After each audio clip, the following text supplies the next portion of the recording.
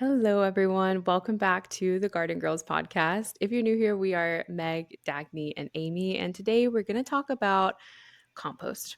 And I think the three of us, we're pretty lazy composters, but we're going to go into a little more detail about like different ways that we've composted. Dagny, do you want to start us off? Tell us how you compost now, different ways that you've composted. Oh, I think this is hilarious because we're going to be talking about compost like I have any idea what I'm doing, and I absolutely do not. I just chuck things in there. So I have one of those cedar slat bins. I think I got it at Home Depot when those things were cheap. They're not cheap anymore.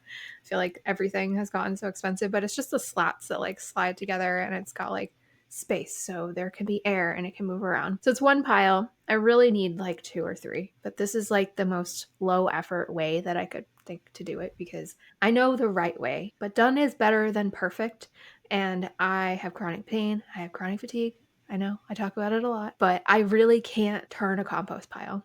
And the idea of even moving compost from one pile to another is just exhausting. I've tried. I had like a pitchfork at one point and I literally just like stuck it in there. I was like, I'm going to turn this. I'm going to use all my aggression and mix this up. I gave up within like 5 minutes. Like, I just don't have the physical energy to turn a pile. So it's a bit of a chaotic pile. And I really don't follow any rules when it comes to my compost pile. Like, I know there's certain things that you're not supposed to include, like citrus, onion, and avocado pits, like that kind of thing. Those things definitely end up in my compost pile. And there was also a time where I forgot that bananas had stickers on them, and now my compost is full of those stickers. And every time I try to get compost out, I have to sift it all out and try to get the stupid little microplastics out of it. So it's a mess. It's my own mini landfill. And I don't really care because honestly, the main reason I did it wasn't even for the garden. It was to reduce how much trash I was sending to the dump every week. And it's done a really good job of that. I really think probably like 60 to 70% of our waste, if not more, ends up being composted instead of going in the garbage, which has made a huge, huge difference just day to day. If it's clearly out of balance, like smelly or has bugs in it, I will add more browns to it, but I don't follow any exact ratio or anything like that. How about you, Amy? I feel very similar. I am not a high maintenance compost girl. I just like to throw everything in a pile and hope for the best, basically.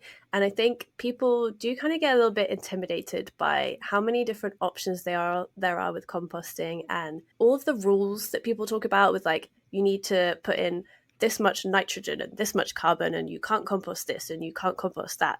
But composting is a natural process, like it happens in nature, and nature isn't perfect. Nature doesn't always have a certain percentage of each different ingredient. So I think that's very important to remember. And basically, you can just pile up a load of stuff, leave it, and eventually it will break down into compost. It's just how much you want to speed that process up. So I have a couple of different sections in my garden, and in each section I make sure there's like an area where I can compost because I don't really want to be like dragging things really far back and forth. And that's usually just a big pile, like pallets in a corner that make an area where I can pile everything up. Also have a worm bin, but it's not like a traditional tiered thing that's loads of effort that you have to keep rotating all the stuff and that kind of thing. It is literally just one big black bin which has worms and compost in it that I add food waste and cardboard to. Then I just take out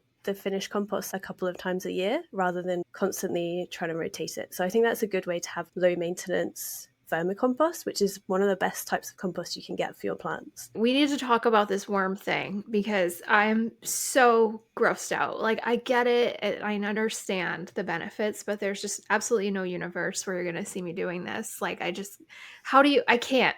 How do you do this? How do you handle it? I Oh can't my do god, it. it is so gross. So I have a friend who is obsessed with worms and vermicompost. So every time I go and visit them at their farm, he just like picks up a big handful of worms and is like, "Look at all these worms," which I'm like, "Okay, Oh, cool." So mm-mm. through that, I've kind of gotten a little bit more used to them, but like I kind of have to like dig through this worm bin, and they'll all be in like one area. So you'll be like looking Stop, through and then Amy. it's Oh just my like God. hundreds of worms and it's just gross. Yeah. So I wear Ugh. gloves and I just kind of like scoop them up. I don't want to look at them. Still, it still creeps me out, but I just try and do it quickly and not think about it too much. Is it really smelly too? Because I just feel like I've never tried the whole vermicomposter thing that is like by itself before, but would just imagine that it's just so stinky and smelly. No, it's not No? stinky. Okay. No, I think it's the same as like a normal compost heap in that if it's smelly, then you probably need to add like more brown stuff, more cardboard. So I think whenever things get like a little bit icky in any of my compost setups, I just add cardboard. Cardboard is like my best friend in the garden. It just solves all of my composting problems. So when you're composting, you have your greens and you have your browns, and your greens are your food waste most of the time. If you have animals and you're using animal poo, that's also considered a green. And then you have your browns, which could be anything from dead leaves to cardboard to paper. It's just a source of carbon. And you have to combine those to make your compost not be quite as stinky or smelly. Like Amy was saying, anything is going to compost. It's eventually going to break down. You could throw a pile of greens out there and it's going to break down, but it may take a long time and it might be stinky and it might attract animals and things. So, one way to kind of speed up your composting process and keep it smelling neutral is to add a lot of those browns. And honestly, I don't keep up with percentages when I'm composting. I know that there are exact percentages that people have to do when they're doing the vermicomposting, like the more closed systems. But if you're using like an open air kind of system, I don't really worry about it. But it's about like keeping a balance. And if you notice that your compost is smelling off or it's looking off or it's looking kind of slimy, then most likely there's just an imbalance and you either need to add a little bit more greens or add a little bit more browns. So hopefully that kind of clarifies what that is for any newbies out there. It also has to do with hot composting, which again, we need to get a compost expert on here. Maybe Kate will come on. I bet she would. We need to start introducing guests soon too. Yeah. That's I coming know. for No, everyone listening. it That's coming. we really need to. But so just a quick little search here is telling me that you want about 2 parts brown to 1 part green. And so that's just like a rough ratio, but there's different answers all over the place. So it's very personal, which is kind of interesting that everybody has a different method, a way of doing it depending on what their end goals are and what problems they're dealing with in the compost pile itself. I literally I've never stuck a thermometer in my compost. Like I couldn't tell you, but I think that just goes to show you that like you don't need to know everything to get started with composting. It doesn't need to be this super intimidating, huge thing, big project. Like you can literally just stick your food scraps out in the yard in a secluded corner out of the way and kind of watch and learn and adapt as you see things going on, like the smells and the bugs will tell you when you need to add something else. So one other thing going on with worms, and this won't apply to everyone, but I do have Asian jumping worms in my garden, and there's actually not a lot of information about jumping worms in general yet because they're super invasive and they're still fairly new to the area. So people are still figuring out what we need to do and not do to kind of control their habitat a little bit more. One thing that people tell you not to do if you have Asian jumping worms is to have a not enclosed compost pile because it's basically just like a feeding ground for them. Like they love to eat it, so it kind of attracts them. So I'm kind of breaking this rule right now only because I haven't found a contained compost system that I like yet, but I really should not have my compost directly on the ground anymore because it's definitely infested with the Asian jumping worms and it's drawing them in. So the issue is like they're already here. So what can I do about it now? It's not going to make the biggest difference. It's not super urgent and I still need to deal with my food scraps. So in the meantime, this is what I have. It's not perfect, but it is something to keep in mind if you know you have Asian jumping worms in your garden. What do those even look like? Yeah, I've seen a weird worm in my garden before and I've looked them up because the first time I'd ever heard about them was when you were saying that you had them. And I was like, wait, is Yeah. this a jumping worm? Like, I don't know. Do they jump? Like, how do you tell what the difference? They are really fast. So that the reason they're named jumping worm is because they're really fast. They don't necessarily bounce up and down, but they thrash and they kind of like move very quickly when you touch them. They're also a lot bigger than a standard like earthworm is. So you would know it if you saw it. They tend to be like 8 to 12 inches long. Like they're Ew. horrifying. And yeah, no, this is like the worst thing that ever happened in my garden was about this time last year. I discovered them and I was like trying to clear an area to plant the garlic in and I ended up having them like in a bucket. They're really hard to kill. And I obviously don't like the idea of killing hundreds of living things, no matter how invasive they are. I ended up having to like put them in a freezer bag in my deep freeze because I figured that was like the most ethical way to put them down was to like have them slowly fall asleep in the freezer because they will not die if you cut them in Ugh. half. Like they just duplicate. It's a nightmare situation. Yes. Unless you could solarize your entire property and you know you've solarized every area that their eggs are in, you will never catch them. What is the issue with them? Why are they a problem? So normal earthworms, they improve the soil structure, right? With a jumping worm, their excrement, I guess, is not beneficial to the soil at all. It doesn't have any nutrients left in it. And they also are doing something to the soil when they move through it that's basically turning it the texture of like coffee grounds. So it can't hold water or nutrients as well going forward. So basically just like ruins the soil structure completely. It's a nightmare. I'm going to just pretend that I didn't hear any of this. And the one strange worm I found, it's deleted from my mind. Listen, they were infested in that area I planted garlic, and I was just like, well, I have nowhere else to put the garlic. I'm going to put it in anyway. And the garlic was fine. I fertilized. You kind of have to just like make up the difference. I added more fertilizer because I knew that the jumping worms were depleting it. So I think the garlic came out maybe a little bit smaller, but I don't know if that has to do with the quality of the seed garlic I planted or the fact that there were jumping worms in it. It's been deleted from my mind. I'm not even going to worry about it. I'm sure it's fine. This sounds like too much of a nightmare. I can't handle that right now. I don't like that information. So should we move on? I'm going to tell you guys how I compost now.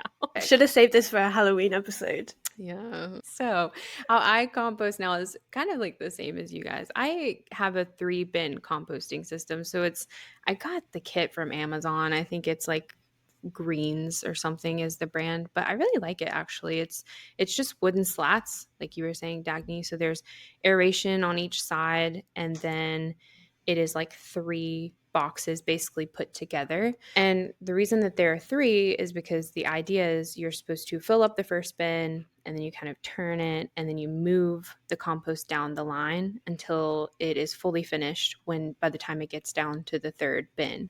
Am I doing that? No, because my compost bins are in the outdoor chicken run, and I have chickens that love to forage in the compost bins. So honestly, I have been loving that because I feel like the chickens actually help me break down the compost, and I don't have to turn my compost. The chickens are turning it for me. I'm like Dagny. I also have some chronic pain and stuff, and turning a compost bin is hard work. It's not for the weak. It's hard. So the fact that I have like little dinosaurs that do it for me, that's amazing. I just make sure that I don't put anything in there that is toxic to them. For example, when I just recently cut down a lot of my tomato plants, the leaves and the stems of the tomato plants are toxic to chickens. So what I did was I just put those in like a separate area and I let them dry up so that they turn from a green to a brown, and I need more browns anyways. So then I'll put them in the compost and then the chickens will scratch around and it's safe for them. So just make sure not to put anything toxic in there for the chickens. Also, it's so easy for me when I'm cleaning out the chicken coop every day to just toss their poop right into the compost bin because chicken poop is an amazing compost. It does have to break down. I think it's supposed to take about a year to fully break down. But I honestly think letting the chickens kind of forage and like scratch and peck in the compost, it just breaks it down a lot faster. That's kind of how I'm composting. Again, I'm not super like religious about it. I just try to keep it balanced with the greens and the browns. I just take all my kitchen scraps out there every day, throw it in the pile, throw the chicken poop in there. I have a shredder. We shred our mail or shred cardboard boxes that I get from Amazon or whatever, toss them in the compost and call it a day. I did put a thermometer in there just to kind of see because I wanted to see if it was getting hot enough to be active. But again, my chickens are like moving it around so much that I don't know if it like sits there quite long enough undisturbed to become hot compost. But that's fine. That's not super important for me. As long as it's breaking down back into dirt, I'm fine with that. I think it's really interesting how both of you have put so much thought into the location of your compost because I feel like I did not do this. I was just like, how can I put somewhere out of the way while still not being like too far away? And this has really come to bite me in the butt this year because I have this whole new section of the garden by the greenhouse that's not close at all to where the compost pile is. And so I end up with just like a pile on the corner of like the gravel pad where I'm just like dumping things that need to go the extra 20 feet to the compost. It's like, this is not working. I don't know why I haven't just taken like a plastic nursery pot or something that's like a garbage bin that I could just keep them in until I'm ready to walk all the way over to the compost. But like Amy, you were saying you have multiple, and that makes so much more sense. And like having it in with the chickens makes so much more sense. Yeah. Yeah, I feel like the location of your compost heap, especially if you're a lazy gardener or a lazy composter, is so important. You want it to be as easy to access as possible. So in the garden that I have the ducks in, I have my compost next to the duck house so that I can just empty their bedding straight into the compost. And then I have another compost bin pile area in my vegetable garden that I can just throw all the cuttings straight onto. And also, do you guys like cut things up really small for your compost heap? Because I don't even Nope. really bother with that. Mm-mm. I just No, chuck it in like in pretty big no. pieces, Yep. and if like bits of it haven't broken down, then I'll just like fish those out and put them back in again. Sometimes I just like stand on it. Like if something doesn't fit like a big branchy bushy thing, I'll just stand on it and smash it in. Like I'm not cutting Yeah, things. No. eventually if you like let it dry out enough and get crinkly and crackly enough, you can just take like a rake or something and just kind of agitate it and it'll break down pretty easily. Yeah. There's no sense in just Yeah. sitting there chopping it up. I haven't got the time for that. Too much. I love how lazy we all are with this. This is We're just amazing. like, it And doesn't and we're matter. doing a dedicated episode for this. A And whole episode on how to compost. Just chuck it in a the pile. Listen, we never said we were going to tell you how to compost, did This is we? how we Like, we're saying compost. how we this is the compost. lazy person's guide to composting, 100%. Yes. So Okay, good. so So good. Dagny, how have you composted in the past and why did it not Oh work? god. No, I mean, this is truly all that I've done. The only other type of composting that I've done, and I still do intermittently, is like the electric composter. And I'll just use that for like non-compostable things. I use it more in the winter too, because obviously the compost doesn't break down as fast when it's covered in snow anyway. And I tend to find that we have a lot more animals rummaging through the compost in the winter.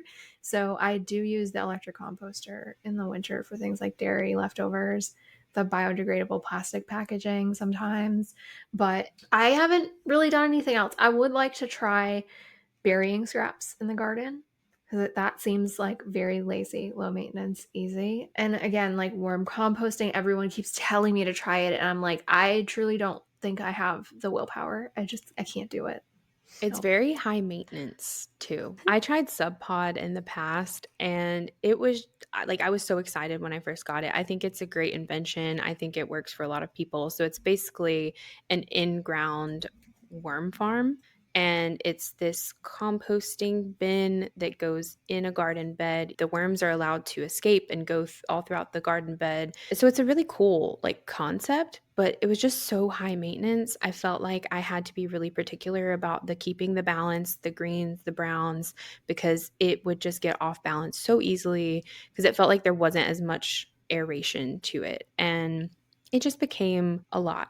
I really liked it at first and I was like really motivated to raise these worm babies. But then at the end of it, I was just like, you know what, this is not for me. And I ended up giving them away to some other gardening friends. I just feel like it's a very high maintenance way of composting, but other people love it. I've been wondering about Sub Pod. There's something going on with them because it looked like they were being discontinued. And now they're back, but they're sold out. I don't know what's going on there. But they're also like a giant plastic crate, which makes me a little bit nervous to have in the soil. Right. Like, I'm sure they've made it out of something food safe, but it just seems I unnecessary. I think don't so. know. I think they sold their company or something. This could be wrong. Thought I read that their headquarters was now in the United States because they were an Australian company Yeah, before. I'm not sure if I they're even see. available anymore, but I know that there are other things out there that are like the Sub Pod, pretty much the same thing. I think that there's some Well, knockoffs I and think I've seen people just take like those mesh trash bins and put them in the garden. And that was what I was going to try because like So yeah. I have tried this, and there I had an issue with it, and you won't be Oh. surprised what this issue is. Slugs moved in, Mhm. and it just gave home to a load of slugs. So Yes, me yeah, too.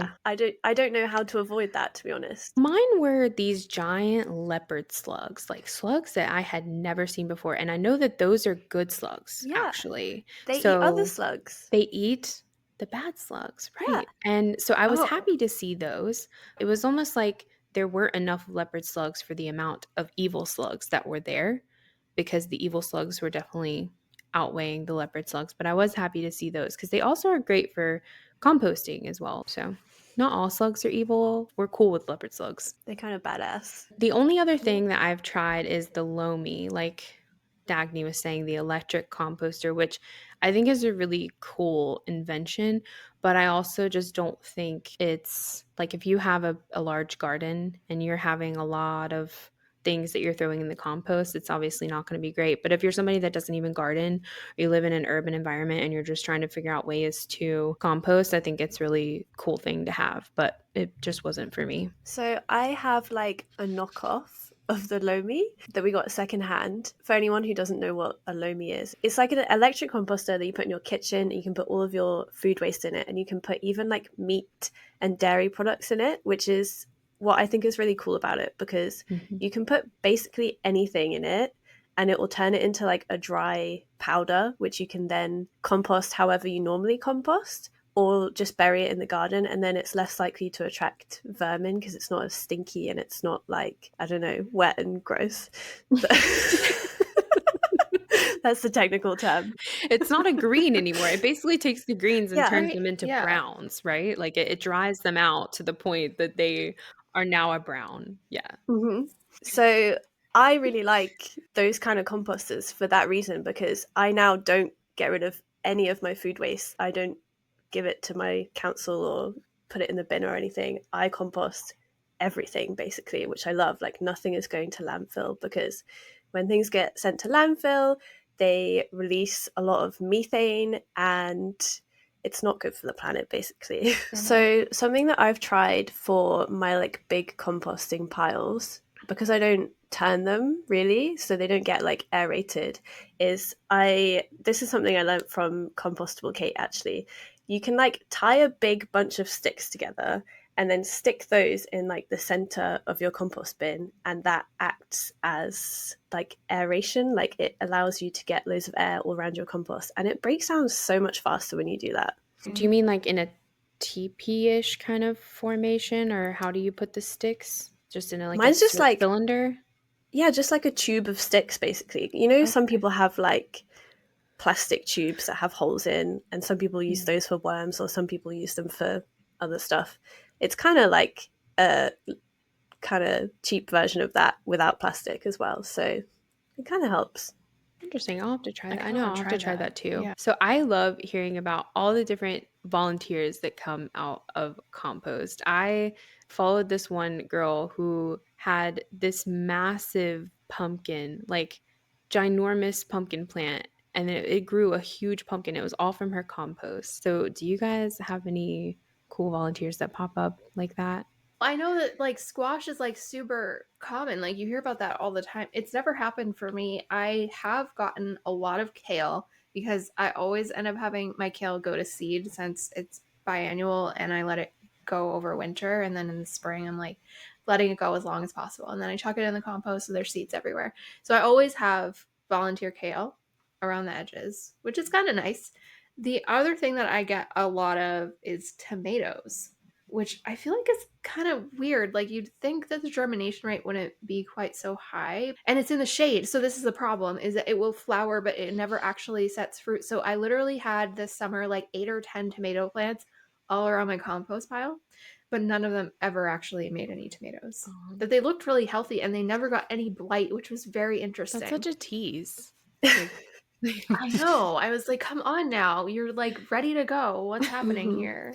I also have Um, my compost pile in the shade, so I've never had like a beautiful squash plant grow out of my compost, but I am kind of tempted to have another compost area where I specifically try and grow things out of it, because things like squash love a compost pile because they're so hungry that they'll just eat Mhm. stuff that's not fully broken down. But I also get tomatoes, but not in the actual compost pile. It's when I start using the compost, and it's always around tomatoes, which is exactly where I don't want them because I've already got tomatoes there. So it's not helpful. But I currently have some mushrooms growing from another pot of compost, and I got my friend to identify them, and they're called banded mottle gills, and they just look really cute, but they're toxic, so I'm not going to eat them. They Oh, just oh, look cute. that's a cute that's name. too That bad. does not Oh, sound like a poisonous name. no, they're really pretty. But we should Yeah. probably talk about that actually. Mushrooms growing from your compost is not a bad thing. Mushrooms are great. There's like some types of mushrooms that will break down organic matter, which is really helpful for your compost. Or there's another type of mushroom that form symbiotic relationships with your plants and like help bring them nutrients. So they're also great. It's not an issue. I think a lot of people freak out seeing any kind of bugs as well, like ants. People freak out about ants in the garden. And I just feel like ants, they're fine. Unless you are just being totally overrun and that you see millions and millions of ants. Like ants are really good composters. They actually tunnel in the soil, they provide aeration to not only your compost, but your garden beds as well. So if I see ants in the garden bed, I never freak out. If I see them in the compost, I'm not freaking out. They're supposed to be there. And also like the roly polies, like the isopods, things like that. They're literally composters. That's why they're there. I think it's a misconception of, like, the compost is breaking down, it's rotting, it's dead. But a compost pile is really probably the most alive Yeah. thing in your garden. Like, it has so much going on inside and beneath the surface. Yeah. Mine's probably more dead than other people's because the chickens, but I would say it's probably just yeah. different. Like, rather than having worms, like, you probably do have a lot more microbial life just from them tracking Mhm. in and out of it. Yeah, and that's why I don't have volunteers either. I have 0 volunteers. Any seed that pops up, the chickens eat it. So I think we're going to wrap it up here, but tell us how you compost in the comments. Tell us what you do now, what you've tried, and also I love to hear the volunteer stories. So let us know the volunteers that you have coming out of your compost. And I hope if you're new to composting or you're wondering how to be the laziest composter possible, I really hope that you learned something from this. And you guys can check us out on all the places: YouTube, Instagram, TikTok, Spotify, Apple Podcasts. We're everywhere. So check us out there, and we will see you guys in the next one. Bye. Bye. Bye.